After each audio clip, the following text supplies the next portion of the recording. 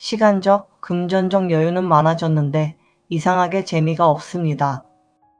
남들이 보기엔 부족함이 없어 보이는 삶입니다.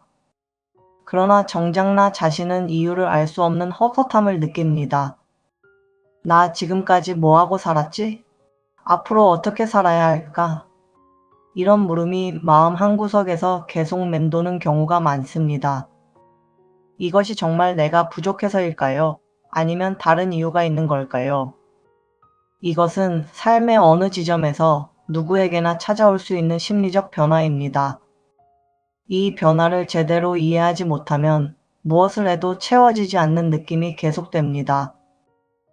그래서 오늘은 왜 이런 허무함이 찾아오는지 5가지 이유를 통해 하나씩 짚어보려고 합니다. 이유 없이 마음 한켠이 헛헛하신 분, 남들 보기엔 부족함 없는데 나만 그런 것 같아 답답하신 분이라면 오늘 이야기가 분명 도움이 되실 겁니다. 그럼 바로 시작해 보겠습니다.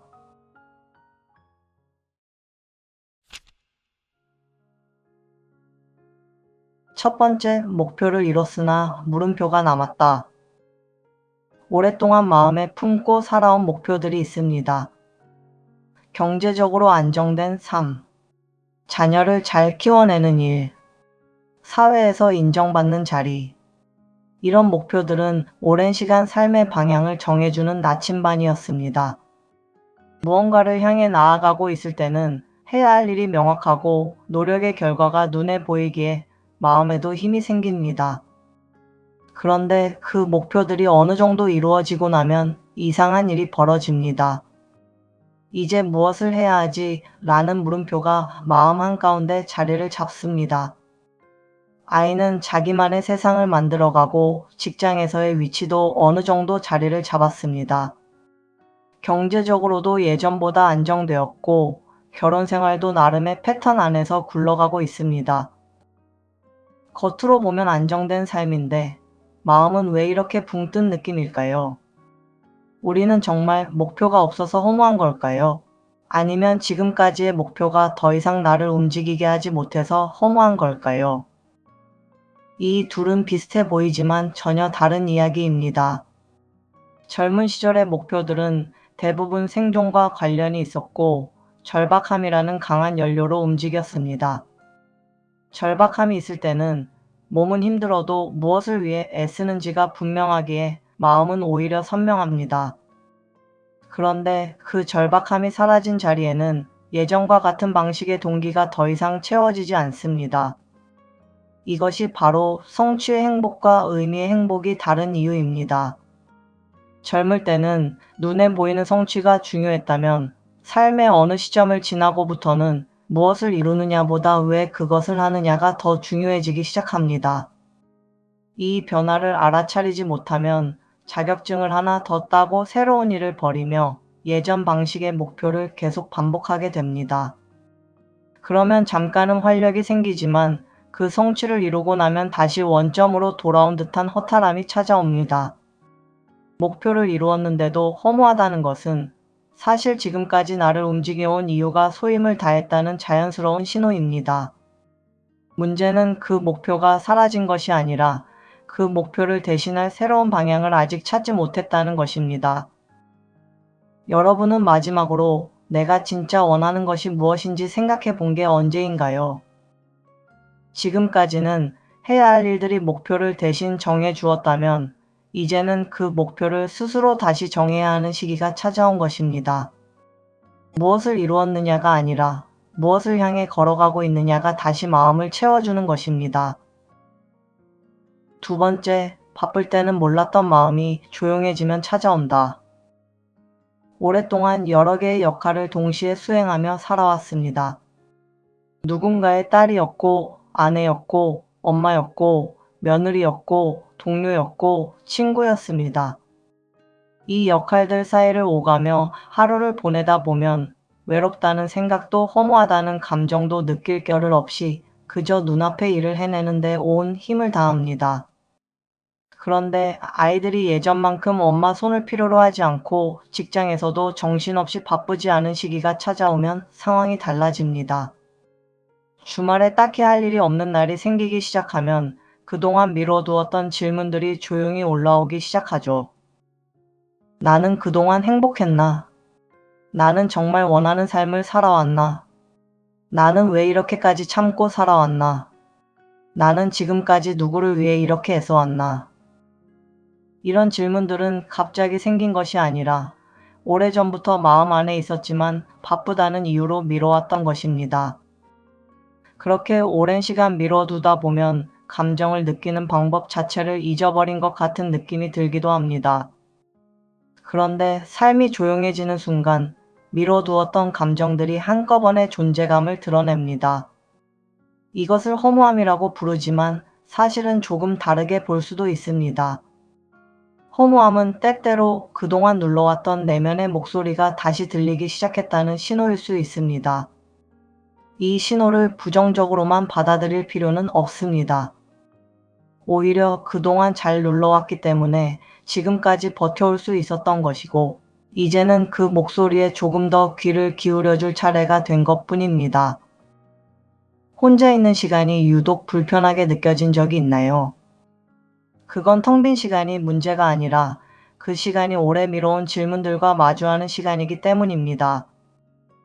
지금 하고 있는 일 가운데 정말 내가 원해서 하는 일은 몇 가지나 되나요? 그동안 나를 위한 질문을 던질 여유가 없었을 뿐입니다. 바빴던 시간이 나쁜 것은 아니었습니다. 다만 이제는 조용해진 시간 안에서 그 질문에 답할 차례가 온 것입니다. 세 번째, 즐거움만으로는 채워지지 않는 마음. 여행을 다녀오면 처음 며칠은 여운이 남지만 일주일쯤 지나면 다시 일상으로 돌아가 있는 자신을 발견합니다. 갖고 싶던 물건을 손에 넣었을 때의 설렘도, 새로 시작한 취미의 즐거움도 시간이 지나면 서서히 무뎌집니다. 이런 경험을 반복하다 보면 내가 뭔가 잘못된 게 아닐까 싶지만 이것은 마음이 원래 그렇게 작동하기 때문입니다. 사람의 마음은 새로운 자극에 처음엔 크게 반응하다가도 같은 자극이 반복되면 점점 익숙해져 처음만큼 반응하지 않게 됩니다. 이것은 마치 밝은 곳에 있다가 어두운 방에 들어가면 처음엔 아무것도 안 보이지만 시간이 지나면 눈이 어둠에 적응해서 서서히 보이기 시작하는 것과 비슷합니다. 처음에 강렬한 감정도 시간이 지나면 서서히 평범한 감정으로 가라앉는 것입니다. 그래서 똑같은 즐거움을 느끼려면 더 강한 자극이 필요해지게 되는데요. 여행을 더 자주 가고 더 좋은 물건을 사고 더 새로운 것을 계속 찾게 되지만 그럴수록 오히려 공허함이 더 깊어지는 역설이 생깁니다. 그렇다면 더 재미있는 것을 찾아야 할까요? 여기서 방향을 조금 바꿔볼 필요가 있습니다. 어쩌면 부족한 것은 재미가 아니라 의미일 수 있습니다. 즐거움과 의미는 비슷해 보이지만 마음속에서 전혀 다르게 작동합니다. 즐거움은 그 순간에 집중됩니다. 맛있는 것을 먹거나 재미있는 것을 보는 순간엔 기분이 좋지만 그 순간이 지나가면 감정도 함께 사라집니다. 반면 의미는 그 순간이 아니라 이어지는 감각입니다. 누군가에게 도움이 되었다는 느낌, 무언가에 기여하고 있다는 느낌은 그 순간이 지나간 뒤에도 마음 안에 오래 남습니다. 즐거움은 소비하는 감정이고 의미는 쌓이는 감정입니다. 즐거움만 따라가다 보면 계속 새로운 자극을 찾아 헤매게 되지만 의미를 향해 나아가다 보면 그 자체로 마음이 채워지는 경험을 하게 됩니다. 나는 지금 즐거움이 부족한 걸까요? 아니면 의미가 부족한 걸까요? 이 질문을 스스로에게 던져보면 지금 느끼는 허무함의 정체가 조금 더 선명해질 수 있습니다. 새로운 자극을 찾아 헤매는 대신 지금 하고 있는 일들 속에서 어떤 의미를 발견할 수 있는지 돌아보는 것. 이것이 쌓이는 만족을 만드는 방법입니다. 네 번째, 예전의 나와 자꾸 비교하게 된다. 예전에는 이것도 잘했는데, 예전에는 사람들도 많이 만났는데, 예전에는 내가 없으면 안 되는 사람이었는데, 이런 생각들이 반복되면 지금의 나 자신이 초라하게 느껴지기 시작합니다. 여기서 중요한 것은 우리가 비교하고 있는 대상이 다른 누군가가 아니라 가장 활력이 넘쳤던 시절의 나 자신이라는 사실입니다. 이 비교는 처음부터 공정하지 않습니다. 가장 에너지가 많았던 시기의 기준으로 지금을 평가하면 지금이 부족해 보이는 것은 당연한 결과입니다. 그런데 왜 이렇게 자꾸 예전의 나를 기준으로 삼게 되는 걸까요? 여기에는 정체성이라는 문제가 자리하고 있습니다.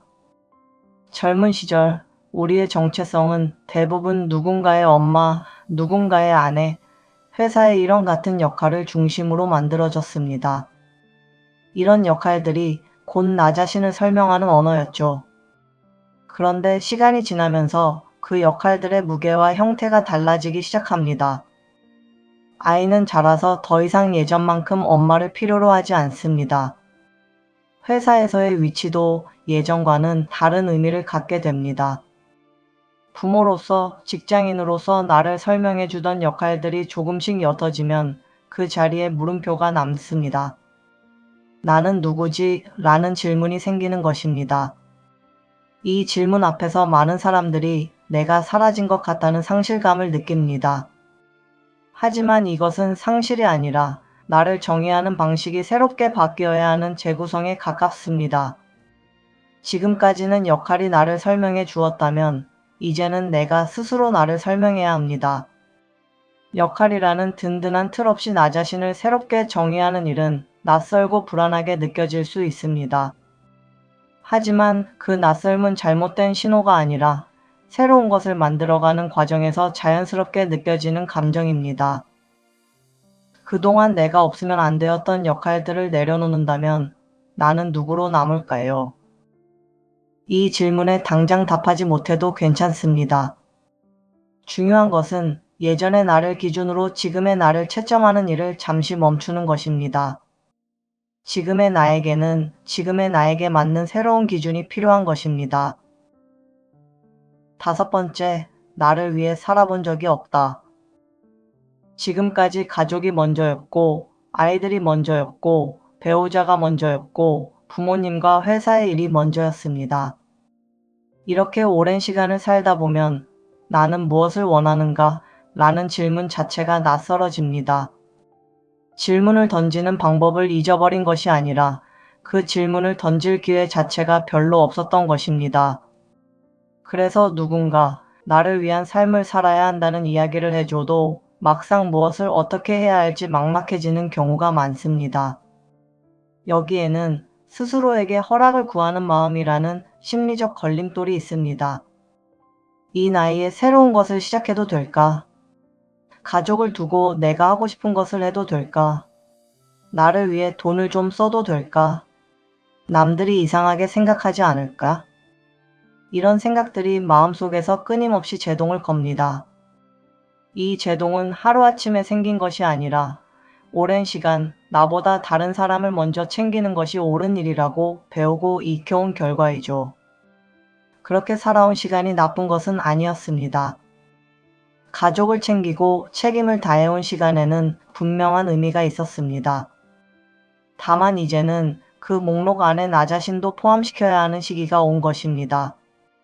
나를 위해 산다는 것이 다른 사람을 밀어내야 한다는 뜻은 아닙니다. 가족을 사랑하는 마음과 나 자신을 삶에서 제외시키지 않는 마음은 서로 대립하지 않습니다. 가족을 먼저 챙기되 나 자신을 완전히 빼놓지는 않는 것. 이것이 이 시기에 필요한 균형입니다. 앞으로는 누구의 기대에서 좀 벗어나고 싶은가요? 내가 더 이상 하지 않아도 되는 것은 무엇인가요? 이 질문들에 답하는 과정은 이기적인 삶이 아니라 지금까지 잘 지켜온 삶에 나라는 사람을 다시 포함시키는 과정입니다. 이제는 나 자신에게도 삶을 허락해야 할 시간입니다. 그렇다면 앞으로 어떻게 살아야 할까요? 허무함을 단순히 없애야 할 문제로만 바라보면 계속해서 그것을 지우려고 애쓰게 됩니다. 하지만 허무함은 문제가 아니라 지금까지의 방식이 더 이상 나에게 맞지 않는다는 신호일 수 있습니다. 오늘은 그 신호를 마주했을 때 함께 기억해두면 좋을 3가지를 말씀드리겠습니다. 첫째, 새로운 목표보다 새로운 의미를 찾는 것입니다. 허무함을 느끼자마자 자격증을 따고 새로운 일을 벌이며 또 다른 성취를 좇기 쉽습니다. 하지만 성취 자체에 익숙해져 있던 사람은 새로운 목표를 세워도 결국 비슷한 지점에서 다시 지치게 됩니다. 무엇을 더 이루느냐가 아니라 왜 그것을 하려는지 먼저 물어보시기 바랍니다. 둘째, 혼자 있는 시간을 나를 다시 만나는 시간으로 받아들이는 것입니다.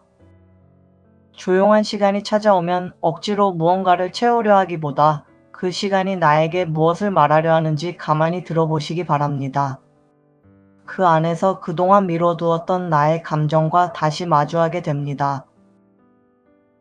셋째, 나 자신을 삶의 목록에서 빼놓지 않는 것입니다. 가족을 챙기는 일과 나를 챙기는 일은 대립하지 않습니다. 오늘 하루 아주 작은 것 하나라도 나를 위한 선택을 하나 해보시기 바랍니다. 그것이 지금까지 지켜온 삶에 나라는 사람을 다시 포함시키는 방법입니다. 여러분은 오늘의 이야기가 어떠셨나요? 뭘 해도 재미가 없다는 것이 반드시 인생이 재미없어졌다는 뜻은 아닙니다. 어쩌면 예전의 재미로는 더 이상 나를 채울 수 없게 된 것뿐입니다. 젊을 때는 무엇을 이루느냐가 중요했습니다. 이제는 무엇을 위해 살아가느냐가 중요해지는 시기가 온 것입니다. 사실 저에게도 그런 순간이 찾아온 적이 있습니다. 중년으로 접어들면서 크고 작은 일들을 함께 겪었는데요. 그렇게 오랫동안 다니던 일을 자연스럽게 그만두게 되었습니다. 쉼 없이 일만 하며 바쁘게 살아오다가 그때 처음으로 저 자신을 돌아보게 되었습니다. 그동안 애써온 시간들, 나를 위해 살아본 적 없는 시간들, 이런 생각들이 밀려오면서 큰 공허함과 허탈함을 느꼈습니다. 그러면서 나도 모르게 저 자신과 대화하는 시간을 많이 갖게 되었죠. 커리어를 위해, 돈을 벌기 위해 살아왔지만 이제부터는 제가 정말 하고 싶은 일, 의미 있는 일, 사람들과 나눌 수 있는 일을 해보고 싶다는 생각이 들었습니다. 그렇게 이 채널을 시작하게 된 계기가 되었는데요. 지금은 수입도 명함도 없지만 그동안의 직장 생활보다 오히려 더 큰 보람을 느끼고 있습니다. 저 자신과 많이 친해지고 있기도 하고요. 공허함과 허무함 대신 하루하루를 행복과 기대감으로 채우려 노력하고 있습니다. 저에게는 그 계기가 있었지만 여러분에게는 특별한 계기가 없을 수도 있습니다. 그저 평범한 어느 저녁, 문득 마음 한쪽이 비어 있다는 걸 느끼신 것일 수도 있죠. 계기는 서로 다르더라도 그 뒤에 찾아오는 마음은 크게 다르지 않을 거라 생각합니다. 여러분의 중년 이후의 삶은 젊었을 때보다 화려하지 않을 수 있습니다. 하지만 그만큼 더 깊어질 수 있는 시간이기도 합니다. 이제는 무엇을 더 이루어야 할지를 묻기보다 어떤 삶이 나에게 의미 있는지를 물어볼 때입니다. 오늘 하루 잠시라도 그 질문을 마음에 품고 지내보시기 바랍니다. 이 영상이 도움이 되셨다면 구독과 좋아요로 응원해주세요. 여러분의 그 응원 하나하나가 더 좋은 영상을 만드는데 큰 힘이 됩니다. 당신의 행복한 삶을 위해 공감본부가 함께합니다. 감사합니다.